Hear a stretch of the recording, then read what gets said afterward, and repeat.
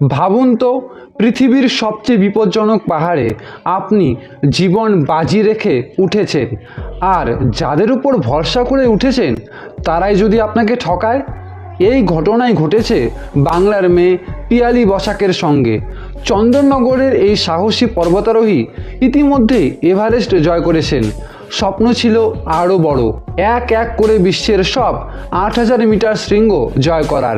কিন্তু সেই স্বপ্নের পথেই তিনি পড়লেন এক ভয়ঙ্কর অভিজ্ঞতার মুখে। পিয়ালির অভিযোগ, অভিযানের সময় তার সঙ্গে থাকা শেরপারা ঠিকমতো সাহায্য করেনি। শুধু তাই নয়, আর্থিক লেনদেনে গড়মিল, প্রতিশ্রুতি ভঙ্গ, এমনকি জীবন ঝুঁকির মধ্যেও দায়িত্বহীনতা।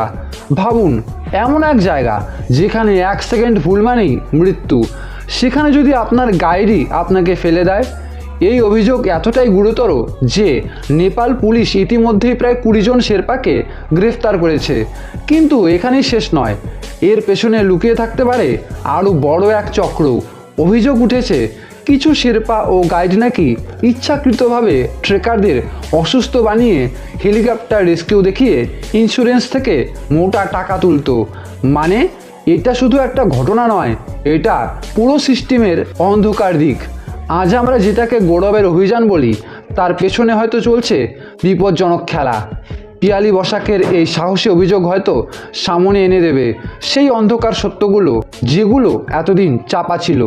শেষ প্রশ্নটা আপনার জন্য, আপনি কি এখনও অন্ধভাবে বিশ্বাস করবেন এই মানুষদের যাদের হাতে আপনি নিজের জীবন তুলে দেন? এই বিষয়ে আপনার কি মন্তব্য অবশ্যই কমেন্ট করে জানান এবং ভিডিওটি শেয়ার করে দিন।